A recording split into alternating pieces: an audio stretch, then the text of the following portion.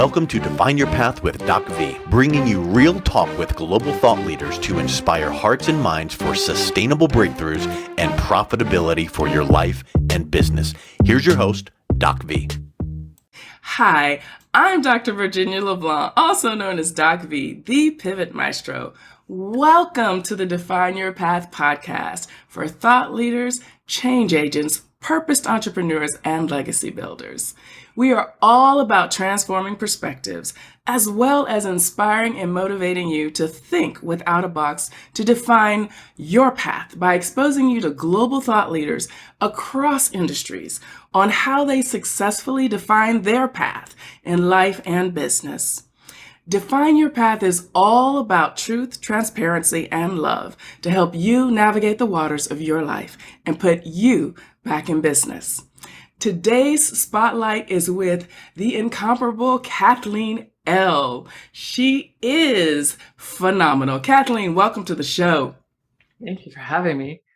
Yes, Kathleen is a transformational speaker, certified intuitive success coach, master healer, suicide loss expert, author, and podcast co-host. By assisting parents that are ready to rise from the ashes of loss, she revolutionizes lives. Her award-winning book, Shattered Together, A Mother's Journey from Grief to Belief. Equal parts inspirational memoir and practical guide for those struggling with loss of any kind, is an award-winning #1 international bestseller on Amazon. Gave Amazon a new name. Kathleen, welcome to the show. How are you, sister? Oh, great. Thank you, Doc V. It's so good to see you again. Yes. We look forward to hearing your story of how you faced your fears to love the skin you're in and pivot into pursuing your passion and soul purpose. In our podcast, Kathleen, we love to keep it simple. So here are 2 questions for you. How have you defined your path? And how do you want to help others define theirs? Oh, thank you so much, Doc V. How do I define my path? Well, I'd like to just bring it all around to like a strawberry rhubarb pie. There's been all kinds of bitter in it and all kinds of sweet. And I tend to focus on the sweet in my life. And no matter what the bitter experience has been, it is the catalyst to the sweetness in my life. What I mean by that is that as a child, I was, my birth father was an abusive alcoholic. We lived in a very fairly low income environment.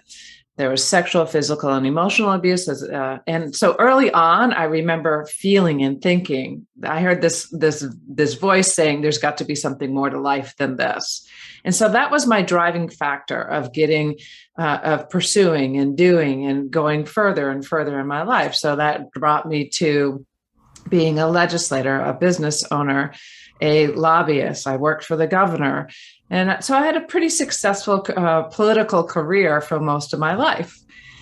And with that, I became a single parent when my children were 5 and 6 years old. It was Ashley and Logan. And in 2010, I was in a board meeting where I was the executive of an association, the largest commercial construction association. And we were just determining whether the association was going to move forward with me or without me, because I was presenting how we were going to succeed in the association.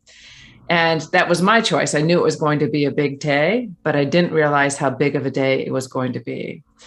As I was sitting there in the board meeting, I had a colleague of mine come by, pull me out of the meeting and tell me that my son had taken his life at the age of 19. Oh my God.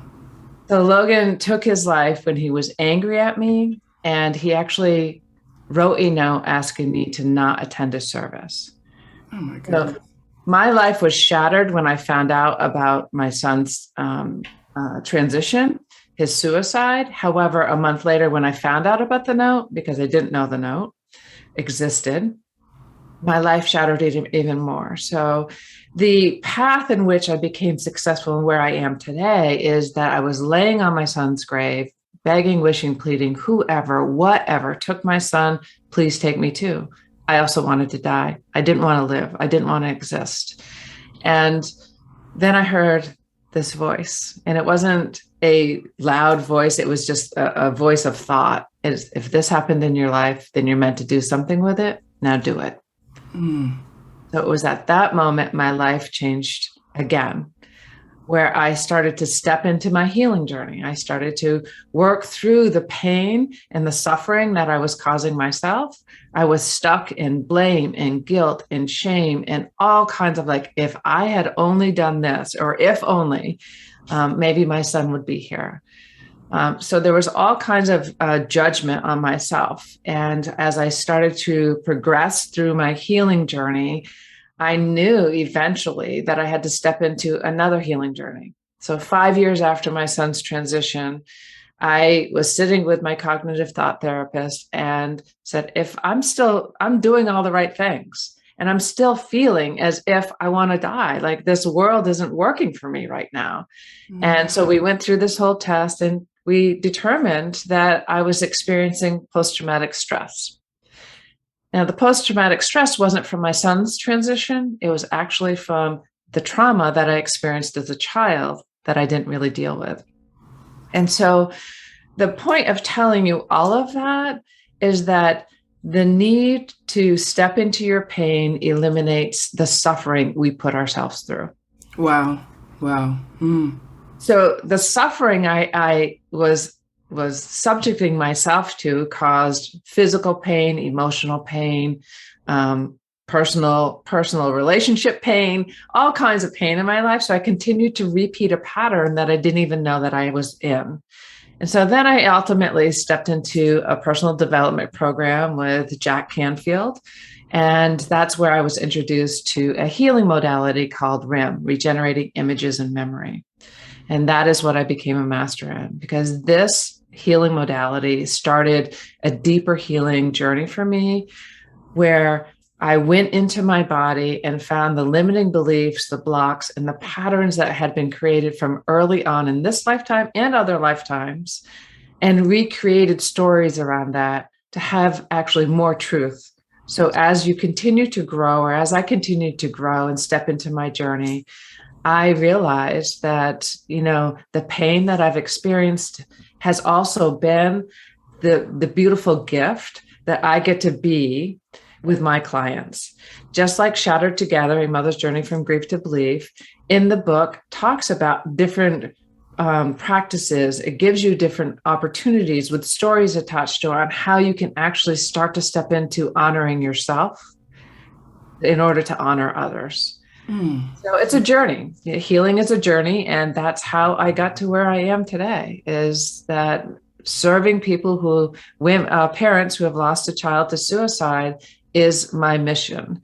It touches employees, it touches coworkers, it touches CEOs, it touches all of us.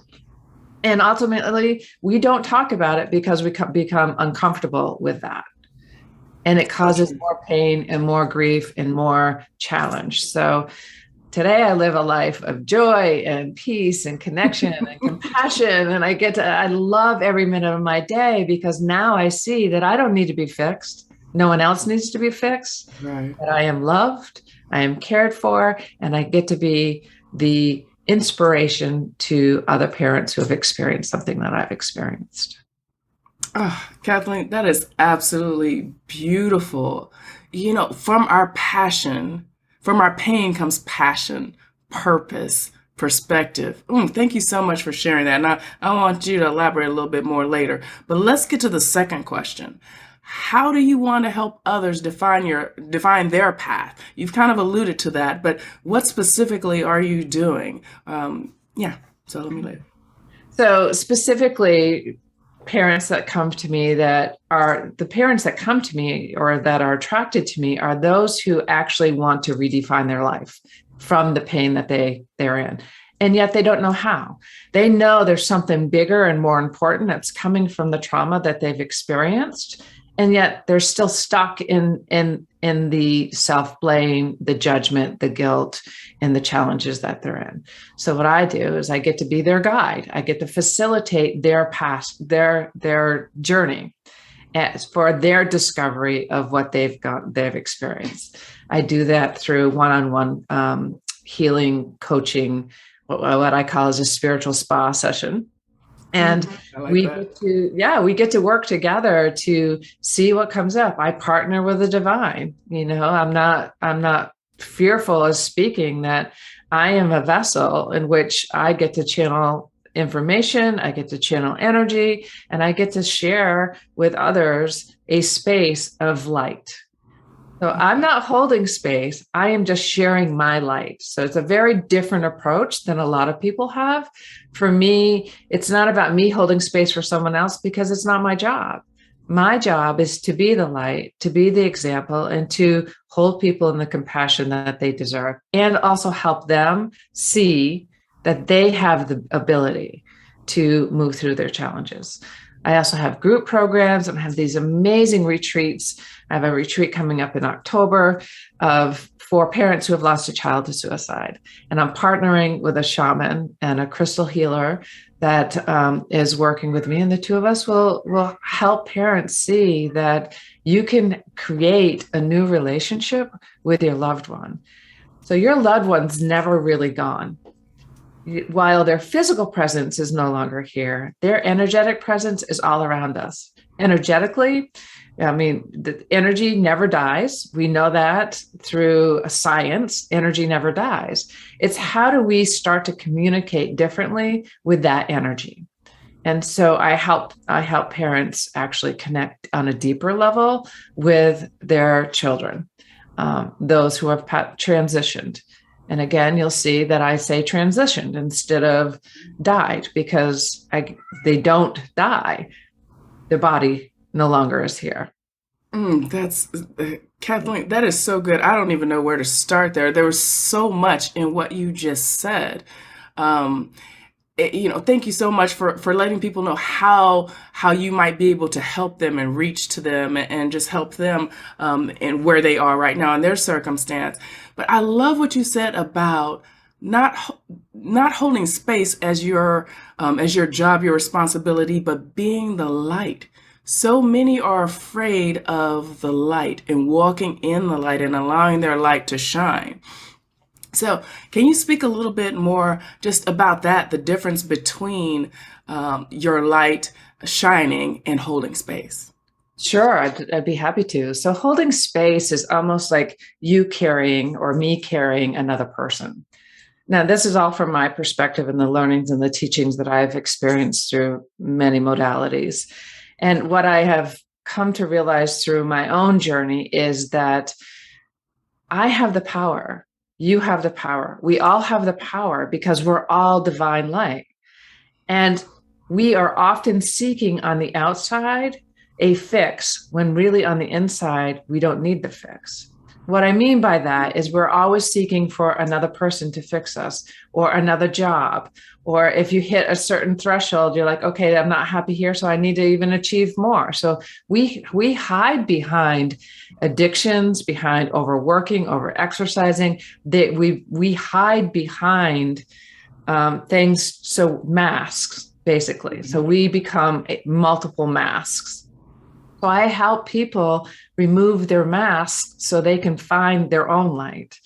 Oftentimes their lights are so dimmed because of their experiences and their fear to step into the pain, so where they can feel the purpose from that. And when we avoid the pain, we become shackled to the pain. We end up suffering. Yes. And science shows that their physical ailments and emotional ailments are directly related to limiting beliefs, blocks, and patterns that are in your body that we haven't faced. So that is my job, is to help them find their own light by being the light. Ah, that's beautiful. You literally help them love the skin that they're in. I love that. I love that. Yeah. So let's back up to the first question, where you were sharing your discovery that you had been walking around with post-traumatic stress disorder for your entire life, from childhood. So many people think that PTSD is just a sign or relegated to folks who are directly involved in combat, military or police or something like that. And we don't realize that life, can give us a syndrome because of the pains, the things we face, the experiences that go unreconciled until we have that revelation so that we can reconcile it to then move into our renaissance, our rebirth, our redefinition. Can you speak a little bit more just about that, post-traumatic stress within just the walk of life? Absolutely. When we're from 0 to 8 years old, now some people say 6 and some people say 7, but for me, I believe it's 0 to 8 years old. We are programmed to respond to the rest of our life. And what I mean by that is the experience that we have in our childhood is how we react to the world. If we're not feeling safe, if there's a certain pattern where you become the fighter, the flight, the person who fights, or the one that freezes, or the one that tries to fix it all, become the caretaker, you create a particular way that you respond to life. So if you believe, so there was an experience that I had when I was a child where my birth father was shooting at us. He came home drunk. There was a big fight. He says he's going to end it. And so my mom brought my sister and I into the bathroom, closed the door. She put my sister, because she was older, into the bathtub with her, and she put me between the toilet and the wall. Now, I know that may be TMI, but the fact is she separated me from her, but not because she didn't care. But the story that was created at that moment is that I'm alone, I'm abandoned, I'm unlovable. What about me? It created this pattern of like, everyone else, you're taking care of my sister, but not me, which is not true at all. But that's the story that was created. That story created a pattern in my life of continuing to believe that I was unworthy of love. And so I kept putting myself in situations where I kept anchoring in my unworthiness of love. And even if I read self-help books, I exercised, I ate well, even with all of that, my body had the program. So my subconscious was leading my being. And your subconscious is that program within your body. And your subconscious acts, I think it's like 10 times, and please don't quote me on that, but it's multiple times faster than your conscious. Your conscious is the knowing, is your believing, is the knowing that you are the light. So it is the higher self of you. And so we have an opportunity, which is the healing modality that I use, the regenerating images and memory. We have an opportunity to go back into our body and recreate a new story around events that programmed us for life. And so your body creates a new memory based on new information. So you become aware of new things that you didn't know of. And now to look back, and I'm like, my mom did the best that she could. My dad did the best he could. They did the best they could with what they knew in the moment, with what they were given. And so, hurt people. And if you don't walk through those hurt feelings, you end up repeating and really anchoring in the belief of unworthiness, of having to carry other people. There are all kinds of programs that we are that's put into our bodies that we become the robot to, almost. Yeah, no, absolutely. I talk a lot just about sociocultural conditioning based on our experiences and how it programs our subconscious. And until we have an experience, in your case, the loss of your son, that literally puts us into that mode where we have to decide if we are going to fight or flee, we stay in that same programming, and unbeknownst to us, because it's just a part of the construct of life, the social constructs and how we develop in life, our educational process, and just keeping us in that box, or just barely outside of it. So it sounds like that the key is to face your fears, and I like to say, when you face your fears, then you embrace them and they will become your ally. And it sounds like that's exactly what was the case for you. and that actually empowered you, and took you out of that darkness and into the light so that you can shine your light. Is that pretty much? That's true. When we're facing our fears, what I teach my clients and the clients that I work with is that be curious about the events that are happening in your life versus being attached to what you believe to be true. Because truth is constantly changing, just like the cells in our body are constantly changing. We have the opportunity to create new awarenesses. So be curious about what's happening in your life instead of being attached to what we believe we're being punished for or not. That was powerful. That was so powerful, sis. So you also, talked about just how, folks recreating your story. A lot of people do not believe that they can redefine their lives. I don't like to say recreate as if there's something wrong with us. As you said, there's nothing wrong with us. We just have to discover how to love the skin we're in, right?